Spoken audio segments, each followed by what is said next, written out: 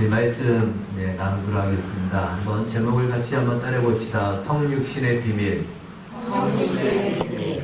오늘은 제가 비밀 하나를 여러분에게 알려드리겠습니다. 성육신의 비밀을 한번 살펴보도록 하겠습니다. 뉴스타트, 엔돌핀 이런 강의로 유명하고 안식교 전도사로 자처했던 이상구 박사에 대해서 아마 80년대부터 해서 굉장히 유명했습니다. 이 이상구 박사가 공개적으로 안식교를 떠났다고 발표를 했습니다.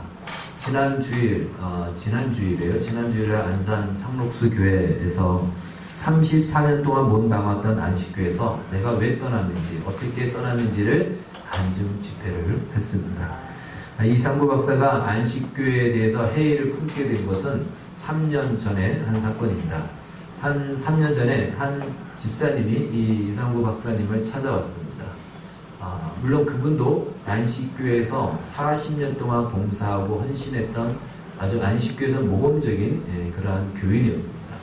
그런데 이분이 암에 걸렸는데 암이 완전히 온몸을 뒤덮어서 의사들이 더 이상 손을 쓸 수가 없는 상태에 있었습니다.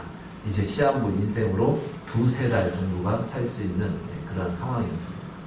근데 이 집사님이 와가지고 이상구 박사님에게 첫 마디로 질문한 것이, 박사님 저 살 수 있습니까?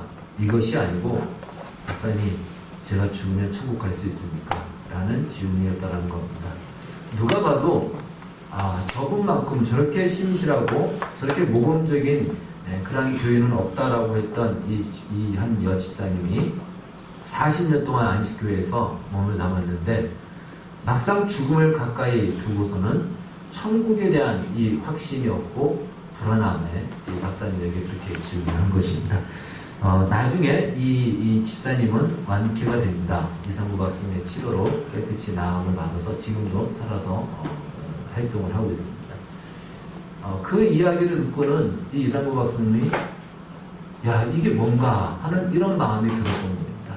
40년을 그렇게 모범적으로 다녔던, 섬겼던 이 집사님이 죽음을 앞두고는 천국 갈 거에 대한 불안과 두려움 때문에 그걸 질문을 하더라는 거예요. 그래서 왜 그렇게 질문을 하느냐라고 물어보니까 본인이 다니는 교회 교육자에게, 이제 담당 담임 교육자에게 물어보니까 천국 갈 수 있냐라고 물어보니까 그래요? 그거 한번 그러면 조사를 한번 해봐야 됩니다. 이렇게 얘기를 하더라는 거예요. 그래서 다른 가까운 두 분의 교육자에게 또 물어보니까 그분들도 역시 조사를 해봐야 한다. 이렇게 얘기하더라고요. 왜 그러냐면 안식교회는 조사 심판설이라는 교리가 있습니다. 이 교리는 무엇이냐면 이 사람이 구원 천국에 가는지를 조사해보고 나서 결정된다는 거예요. 그게 그들의 교리예요. 그래서 이상구 박사님은 자기가 알고 있는 조사 심판설하고 실제적으로 이렇게 가르치는 조사 심판설이 다르다라는 걸 벌써 깨닫게 됩니다. 그래서 깊이 고민하고 연구하면서 안식교회는 구원이 없구나 라는 걸 알고는 그가 떠나기로 결정을 합니다. 즉 무엇이냐면 이 안식교회는 조사 심판설이 있어가지고 안식교 교인들은요 지금 모두가 다 구원 얻은 것이 아니고 구원 얻을 후보자에는 들어가 있지만 구원 얻은 것은 아니에요. 그러니까 그들은 죽음이 가까울수록 진짜 내가 이 후보자에서 진짜로 발탁이 되고 선택을 받는지 그 불안함과 두려움 속에 그들은 죽음을 맞이하게 되는 겁니다. 여러분 구원 받으셨죠? 아멘이시죠? 네, 우리는 누가 뭐해도 난 구원 받았어요. 여기에 대해서 추후에 의심도 없잖아요. 어젯밤에 죄를 지었어도, 아멘. 네, 어젯밤에 죄를 지었어도 구원 받았습니다. 불안하지 마십시오. 그래서 결국 이분은 본래 장로교 교인이었는데 거기서 갔다가 다시 개종을 하고 다시 돌아오게 됩니다. 그리고 이번 주도 역시 또 한국교회 정통교회에서 간증 집회를 하고 그분이 다니는 곳곳마다 안식교회에 있던 그 지도자들이 그 집회에 같이 많이 온답니다. 왜 그런가 하면 본인들도 수십 년 그곳에서 가르쳤지만 확신이 없는 거예요. 그러니까 정말 뭐가 이게 문제인지 진짜 안식교에 있다가 나간 사람의 이 저명한 사람의 그 이야기를 듣고자 많이 오려고 합니다. 여러분 초대 교회부터 시작해서 지금에 이르기까지 이렇게 이단들이 기승을 부립니다. 그것을 오늘 성경은 적그리스도다 이렇게 설명하고 가르쳐주고 있습니다. 사회 윤리적으로 문제가 되는 이단들은, 그런 사이비들은 굳이 설명하지 않아도 모든 사람들이 다 알거든요. 저건 잘못된 거야. 그런데 사회 윤리적으로 문제가 되지 않는 이단이 문제가 되는 거예요. 오히려 사회적으로 깨끗하다는 이미지를 가지고 있는 이단들이, 이것이 문제입니다. 그 중에 하나가 안식교입니다. 여러분, 안식교 사람들은요 굉장히 깨끗합니다. 그들은 일단 기본적으로 음식을 성경에 나와 있는 대로 먹어야 될 음식과 먹지 말아야 될 음식을 구분해서 먹습니다. 그러니까 돼지고기를 안 먹고요. 지금 유대인들이나 저 이슬람 무슬림들이랑 똑같이 식사도 그렇게 합니다. 거의 채식 위주로 하고요. 그리고 그들은 굉장히 철저히 율법을 지키고 또 악을 행하지 않습니다. 그럴 수밖에 없는 것이 조사 심판설이 있기 때문에 그렇죠. 그런 죄를 지었다가는 조사해가지고 이게 다 나오면은 이제 천국에서 탈락이 되니까 그렇게 행할 수가 없는 거죠. 그래서 굉장히 사회 봉사도 많이 하고요. 안식교 같은 경우는 서울에 우리가 알고 있는 위생병원이 그 재단에서 하고, 삼육대학교가 거기서 하고, 삼육두유도 거기서 나오는 것들이고요. 참 제가 옛날에 제 집사람하고 결혼하기 전에 갔던 아침고요 수목원도 거기서 합니다. 네. 그만큼 사회적으로요 좋은 일들을 많이 해요. 많이 하고 건강하고 건전하고 믿을만하다라는 인식의 음식도 만들고 제품을 냅니다. 그러다 보니까 이런 사람들이 이 이단의 가르침을 가르칠 때 아주 이렇게 흠을 잡을 게 없다 보니까 더 어렵고 힘든 것입니다. 자, 우리 주변에 그런 이단들이 지금도 많이 있죠. 신천지도 있고요. 또 우리 주변에 최근에 양심적 복무, 복무 이것 때문에 문제가 됐던 여호와의 증인, 이 사람들도 생활을 굉장히 깨끗하게 합니다. 그런데 우리가 바로 알아야 될 것은 여호와의 증인은 국가, 정부를 사단으로 지칭합니다. 거기 교리가 그래요. 세상 정부는 사단이다, 사단의 정부다 라고 그렇게 가르칩니다. 그러니 우리나라의 정부 관계자들이 그러한 교리를 알지 못한 채 그들에게 그러한 이런저런 인권의 이름으로 양심적 복무다 이렇게 이야기를 하는 겁니다. 우리가 잘 알아야 됩니다.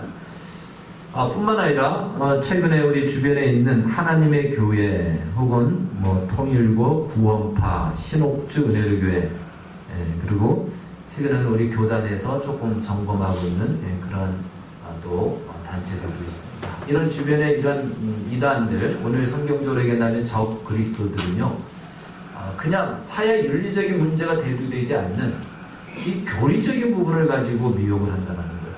그래서 많은 기존의 교인들이 그것 때문에 어려움을 당하고 그리로 간다는 거예요. 대부분의 이단에 빠져 있는 사람들은요 기존 교인들입니다.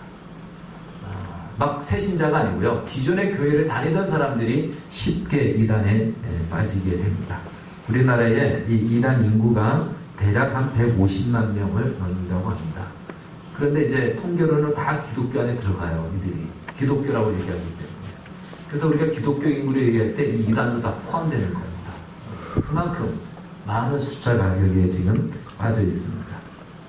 자, 왜 이렇게 이단에 이런 말도 안 되는 이단에 쉽게 빠지는가? 한마디로 말씀이 약하면 그렇게 돼요. 그럼 말씀이 약하면 그렇게 될 수 있습니다.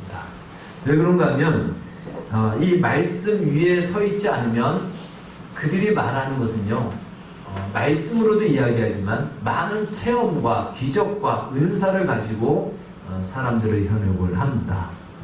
그러다 보니까 어떤 기적과 은사와 체험은 손에 잡히고 눈에 보이다 보니까 말씀보다도 그것이 앞서게 되고 그걸 따라가게 되는 거예요. 깨끗하게 사는 것이 그리스도인의 삶 아니겠어 하면서 이런 사연의 모범을 보여주면 정말 그렇게 보여지고 그게 따라가게 되는 거죠. 기적을 베풀면서 능력이 있다면 이래야 되지 않겠어 하면 그걸 따라가게 되죠. 그래서 기적과 체험이 우리 복음 안에 기독교 안에 없는 것은 아니지만 말씀보다 그것이 앞설 때는 매우 위험한 자리로 빠질 수가 있다는 것입니다. 여러분, 그래서 우리가 성경을 배우는 것은 매우 중요합니다. 성경을 알아야 되고요. 성경 안에서 하나님을 배워야지 성경 밖에서 하나님을 생각하면 내가 생각하는 기독교가 돼야 되는 거예요. 그래서 내가 생각하는 기독교, 내가 원하는 기독교를 만들어내게 된다는 것입니다. 오늘도 우리가 이 말씀을 잘 배워야 됩니다. 이상구 박사님은 그나마 34년 정도를 거기에다 돌아왔는데 그 34년 동안 거짓이 진짜인 것처럼 그동안 홍보하면서 살았던 거예요. 얼마나 허무한 인생이 되겠습니까? 그나마 돌아왔지만 아직까지 돌아오지 못하는 얼마나 많은 그 이단의 교리에 빠져있는 사람들이 있겠습니까? 그래서 이것이 참 심각하다는 거죠. 불신자들은 아예 진리라는 것 자체를 몰라요. 불신자들이 진리도 없습니다. 진리가 뭐냐? 진리도 모르고 진리라는 말도 아예 낯설합니다. 근데 문제는 그렇기 때문에 그들에게 우리가 진리라고 전하면 오히려 그 진리가 전파가 될 수 있는 건데, 이 이단에 빠진 사람들은요, 비진리를 진리라고 믿고 있기 때문에, 아닌 것을 진짜일처럼 믿고 있기 때문에 이게 더 어려운 거예요. 더 힘들고 더 안타깝습니다. 그러다 보니까 때때로 정상적인 크리스찬들도 이들에 의해서 피해를 당하기도 하고, 또한 어려울 때에는 이들의 유혹을 따라갈 수도 있습니다. 이런 이단 문제는 초대교회부터 시작되었다. 주님 오실 때까지 멈추지 않을 것입니다. 자, 이 예수님께서 오셨던 그 이후로 이 이단 문제들이 심각하게 예수님이 승천하시고 난 뒤에 만들어졌는데, 그때 생겨났던 이단, 우리가 요한일서 서두에 살펴봤죠. 바로 영지주의에서 나온 가현설을 주장하는 이단입니다. 이들은 오늘 성경에 나왔듯이 예수님이 하나님이신데, 그 하나님이, 거룩하신 하나님이 어떻게 인간의 추하고 더러운 이 육체를 입을 수 있느냐? 그냥 외투를 입은 것이지 인간의 몸을 입고 오신 것이 아니다. 이렇게 가르쳤다는 거죠. 그래도 그럴 수도 있겠죠. 우리의 육체와 이 몸이 이미 죄악으로 더럽혀져 있는데, 이 물질이 더러운데 어떻게 하나님이 그 몸을 입고 올 수 있냐? 이것이 이 당시에 유행했던 이단인 것입니다. 그러나 이것은 심각한 오류를 만들어냅니다. 그렇기 때문에 내 몸으로 죄를 짓는 것은 죄가 아니다. 소용이 없다. 어차피 구원은 영혼만 받으니까 내 육체로 아무렇게 살아도 된다라는 이런 심각한 윤리적인 문제를 만들게 됩니다. 자, 다른 말로, 조금 어려운 말로 얘기한다면 예수님의 신성은 인정한데 예수님의 인성은 거부했던 이단인 것입니다. 그러면 이런 이단이 있다면 반대 이단도 있죠. 반대 이단은 무엇일까요? 예수님의 신성을 거부하고 예수님의 인성만 주장하는 이단이 나옵니다. 이 초대 교부 시대에 나오는데요. 바로 예수님은 인간으로 오셨다. 그런데 철저히 하나님의 말씀에 순종하다 보니까 신의 경지에 이르러서 하나님의 아들로 받아들였다. 양자로 받아들였다 해서 양자론을 주장하는 아리우스라는 사람이 이걸 만들어냅니다. 이 당시에요, 그 당시 기독교 교회는 전부 다 이 사람의 말을 따라갔습니다. 그래서 삼위일체가 무너질 뻔했어요. 굉장히 큰 위기였습니다. 그때 이제 삼위일체를 지켜냈던 아타네시우스라는 이분이 이걸 끝까지 지켜냅니다. 그리고 아리우스 양자론을 이단으로 정죄를 합니다. 다른 말로 예수님은 신성과 인성을 다 가지고 있다는 거예요. 그런데 그걸 논리적으로 설명이 될까요, 안 될까요? 어렵습니다. 또 오히려 이 아리우스의 양자론이 더 쉽게 이해가 되는 거예요. 더 본이 되고. 그런데 이건 굉장히 위험한 문제를 발생하는데, 이렇게 된다면 우리의 기독교는 하나님이 창조하시고 하나님이 선택하시고 하나님이 구원하시는 신적 기원에 둔 뿌리를 가지고 있습니다. 우리 기독교는. 그런데 만약에 이 양자론을 받아들이게 된다면 예수님은 인간으로 태어났다는 거예요. 인간만으로 태어난 것이고 신성으로 태어난 것이 아니기 때문에 그 인간의 몸과 인간의 상태에서 신의 경지까지 오를 수 있다는 이것이 허락되어진다면 기독교는 더 이상 신적 기원을 두지 못한 인간의 종교로 전락이 됩니다. 그래서 모든 종교, 결국 모든 종교가 다 추구하는 것이 무엇이죠? 이 땅에서 수련을 하고 선행을 하고 그래서 착하게 살고 하면은 마침내 신의 경지에 오르고 또 우리 자신이 무엇이 된다 그러죠. 불교에서는 그걸 뭐라 그러죠? 우리 자신이 부처가 된다라고 얘기하는 거예요.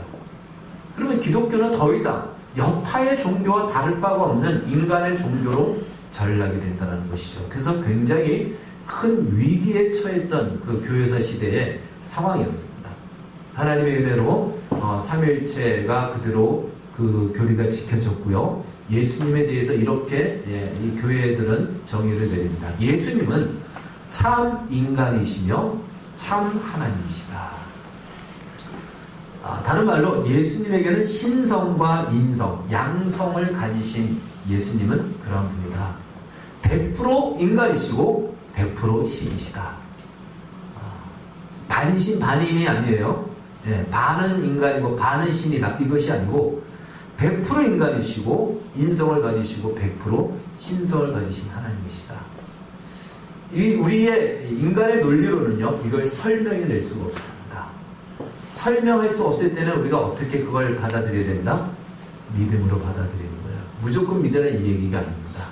우리의 믿음은요, 우리가 알고 있는 것보다 더 크기 때문에 우리의 이성과 우리의 논리로는 그걸 이해할 수 없으니까 믿음으로 이해하는 겁니다.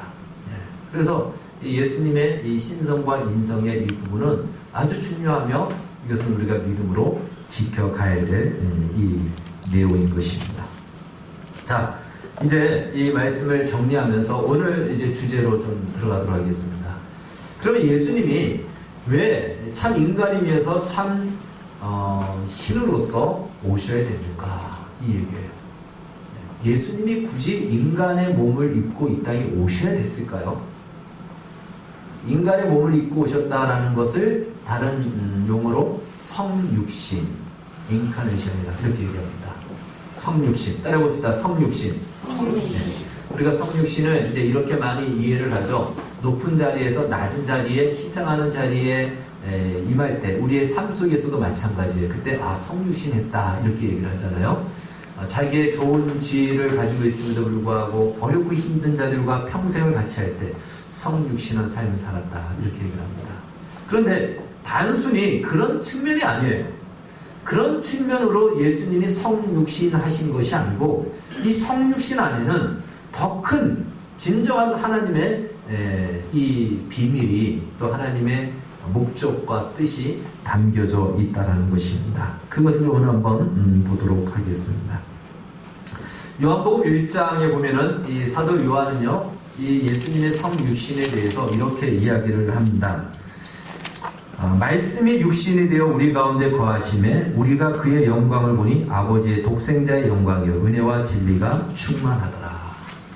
말씀이 육신이 되어서 우리 가운데 그분이 오셨는데 우리가 보니까 그분은 하나님의 독생자의 영광이요. 그러니까 다른 말로 예수님은 누구시다? 하나님이시다라는 예수님의 신성을 지금 표현하고 있습니다. 요한복음 예수 그리스도의 신성을 굉장히 강조하고 있는 말씀이거든요. 그러면 인간은 원래 신을 볼 수가 있을까요? 없을까요? 볼 수가 없습니다. 인간은 신을 볼 수가 없습니다. 근데 우리가 신을 볼 수 없기 때문에 하나님이 인간의 우리가 신을 볼 수 있는 우리가 하나님을 볼 수 있는 인간의 모습으로 그것이 바로 연약한 아기의 모습으로 이 땅에 오셨다는 것이에요. 그래서 이어지는 18절에 보면은 본래 하나님을 본 사람이 없으되 아버지 품속에 있는 독생하신 하나님이 나타내셨느니라 라고 말씀합니다. 그러니까 예수님은 본래 하나님이신데 인간은 우리가 하나님을 볼 수 있도록 인간의 몸을 입고 이 땅에 오셨다. 이것이 요한복음 1장 14절 18절에서 말씀하고 있습니다. 그러면 왜 예수님은 이런 인간의 몸을 입고 이 땅에 오셨는가? 여러분, 일반적으로 사람들은 인간이 생각하기에 신이 인간에게 나타날 때, 신이 인간에게 찾아올 때 어떤 모습으로 찾아온다라고 보통 그림을 그릴까요? 만약에 내가 영화를 만든다면, 내가 만약에 어떤 작품을 쓴다면 신이 인간을 찾아온다라고 할 때 그 장면을 어떻게 묘사하겠습니까? 옆집 아저씨가 찾아오듯이 묘사할까요? 그렇지 않죠. 이 신만이 가지고 있는, 하나님만이 가지고 있는 그 위엄과 영광과 그리고 그 능력과 그런 것들을 초월적인 그것을 동원하면서 인간에게 찾아오는 것을 우리는 묘사합니다. 우리는 그렇게 영화나 작품을 통해서도 보고요. 사실 성경 출애굽기 19장 이하에 보면은 시내산에 하나님이 강림하실 때도 역시 그런 모습으로 오셨습니다. 그래서 인간과는 현격한 분명한 차별이 있고 차이가 있는 그러한 거룩함과 정결함과 능력과 초월성으로 말미암아 인간이 감히 근접도 못하고 가까이 가지도 못하고 두렵고 떨림 앞에 정말 무릎 꿇을 수밖에 없는 그러한 모습으로 신이 인간을 찾아오고 또 그렇게 묘사하는 것이 일반적입니다. 그런데 천사도 아닌 하나님이신 예수님, 그분은 신이세요.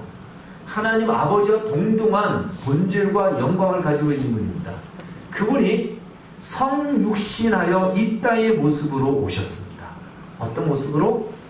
아주 연약한 아기의 인간의 모습으로 오셨다는 거예요. 뭐 번개를 치고 낙뢰를 내리고 비가 내려다 바람이 불고 그래서 사람들이 두려움 속에 벌벌벌 떨게 하면서 그분이 오신 것이 아니고 정말 우리가 자연스럽게 늘 우리 일상의 아기가 태어나는 그 경이로운 그 기대와 설렘 속에 그런 모습으로 주님이 오셨다는 것입니다. 왜 이런 모습으로 오셨을까? 그리고 그분은 그렇게 오셔서 인간의 평범한 우리의 모습처럼 똑같이 자라가셨다는 거죠. 이제 그분이 공생의 사역을 하시면서 이렇게 당신이 오신 이유에 대해서 말씀하기 시작합니다. 요한복음 15장 10절에는 이런 말씀이 있어요. 내가 아버지의 계명을 지켜 그의 사랑 안에 거하는 것 같이 너희도 내 계명을 지키면 내 사랑 안에 거하리라. 아름다운 말씀이죠. 내가 아버지의 계명을 지켜 그의 안에 거한 것 같이 너희도 내 계명을 지키면 내 사랑 안에 거한다. 굉장히 아름답고 놀라운 말씀인 것입니다. 여기에 보면 이 말씀을 조금 이렇게 풀어서 보면요. 예수님께서 하나님 아버지가 주신 그 계명을 지킴으로 말미암아 근데 그 계명을 지키는데 그 계명을 예수님의 신성이 지키는 걸까요? 예수님의 인성이 지키는 걸까요? 50%니까 아무렇게나 한번 얘기해 보십시오. 예수님의 인성이 지키는 거죠. 그분이 신이신데 신성이 지키는 것이 아니죠.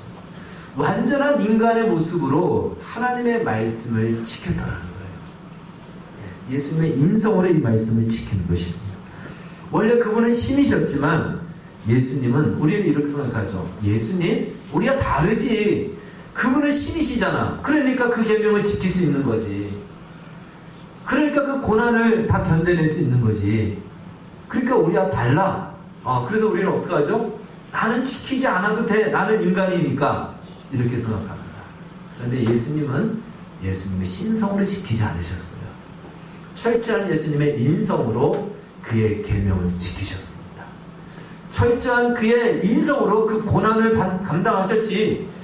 너무 아프니까 신의 능력을 발휘해서 통증은 더 이상 오지 마라. 이렇게 막지 않으셨다는 거예요. 다 받으셨어요. 그의 인성으로 받으신 거예요. 인성으로 그 계명을 지킨 것입니다.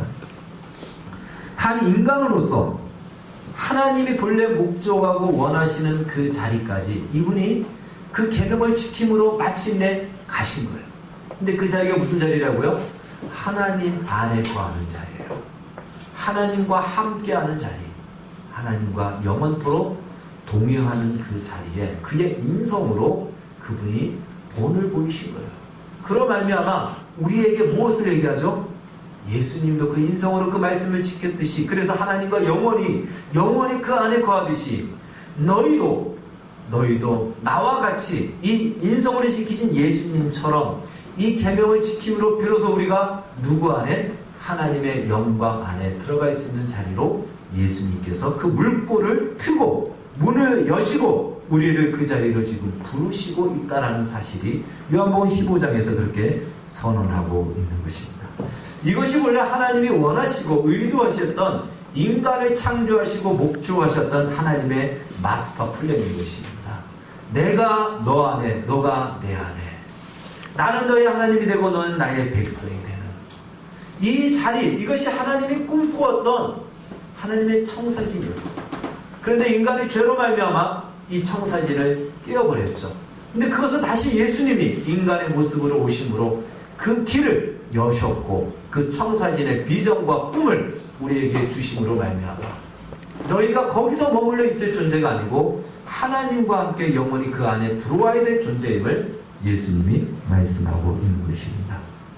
이어지는 요한복음 17장 21절 이하에 보면 이 말씀을 구체적으로 말씀하십니다. 우리 말씀을 같이 읽겠습니다. 시작. 아버지요 아버지께서 내 안에 내가 아버지 안에 있는 것 같이 그들도 다 하나가 되어 우리 안에 있게 하사 세상으로 아버지께서 나를 보내신 것을 믿게 하옵소서.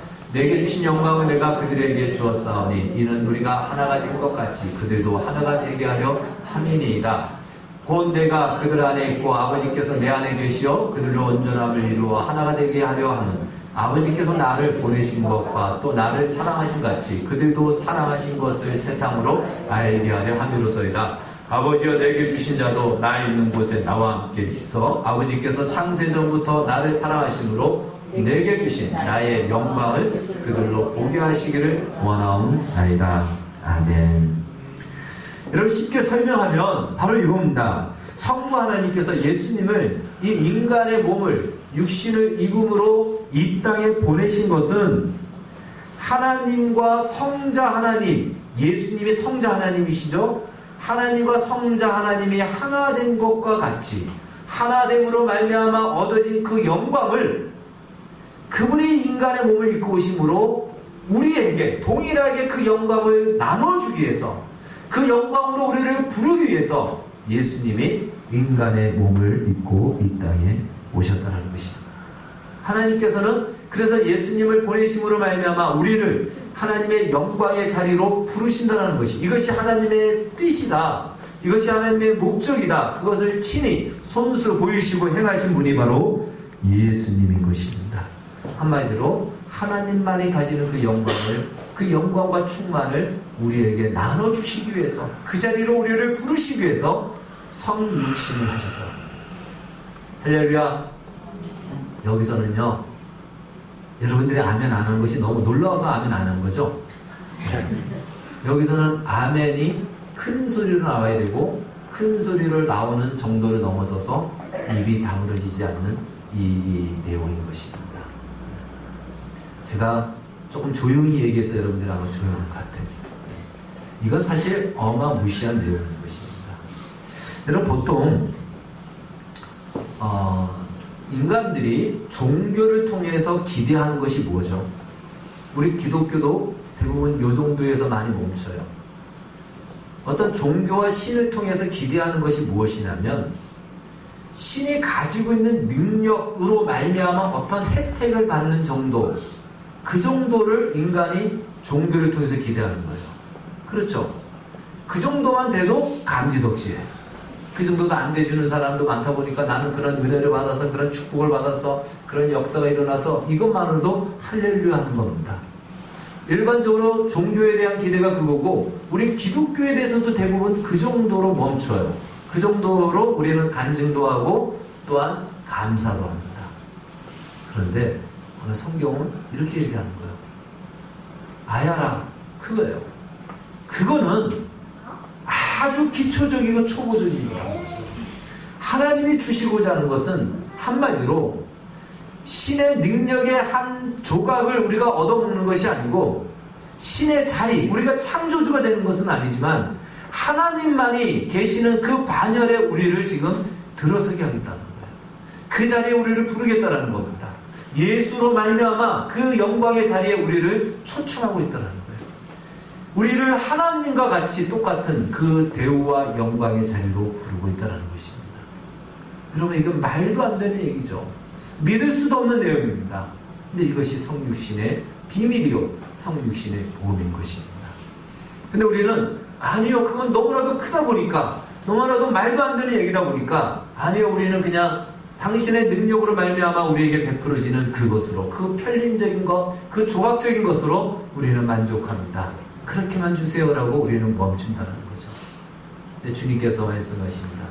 그건 마치 식사로 따진다면 우리가 그 어마하게 좋아하고 기뻐하는 것을 가지고 이렇게 얘기하는 거죠.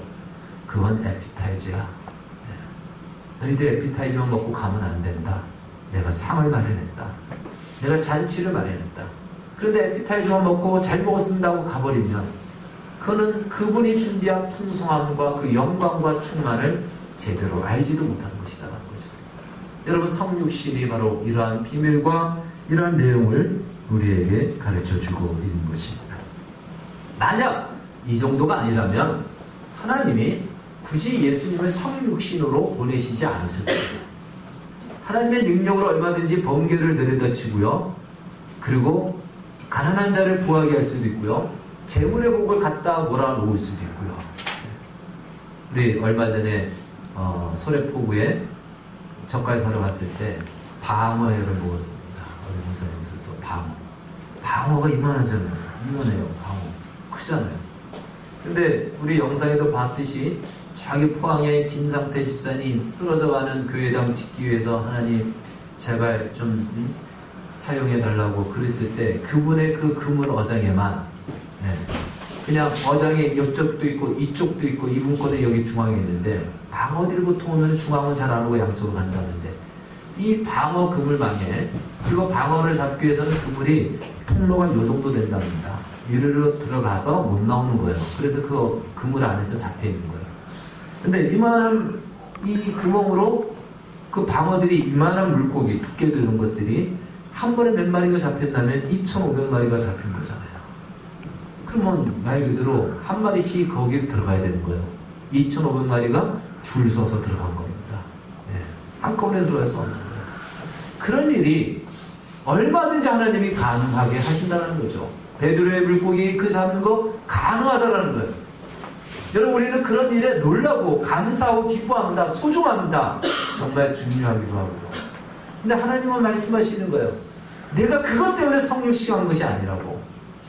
내가 그것 때문에 예수님을 성육신으로 보낸 것이 아니라고. 성육신하여 이 땅에 오신 그것은 그 이상의 어마한 내용을 가지고 왔다라는 것입니다. 그것은 바로 하나님과의 친밀한 관계 속에 이제 우리가 나아갈 수 있게 되었다는 것입니다. 여러분, 하나님이 내 옆에 있다면 우리가 쉽게 이해합시다. 재벌집의 아들이 그 떡볶이 가격 가지고 막 싸우겠습니까? 깎아달라고 막 싸우겠습니까? 안 그럴 거 아니에요. 근데 우리는 하나님과의 관계 속에 그 친밀한 속에 나아갈 수 있는 것은 우리로서는 조금 이게 낯설기도 하고 상상이 안 가서인지 우리는 이 땅의 것에 의해서만 우리 하나님을 확인하려고 할 때가 참 많이 있습니다.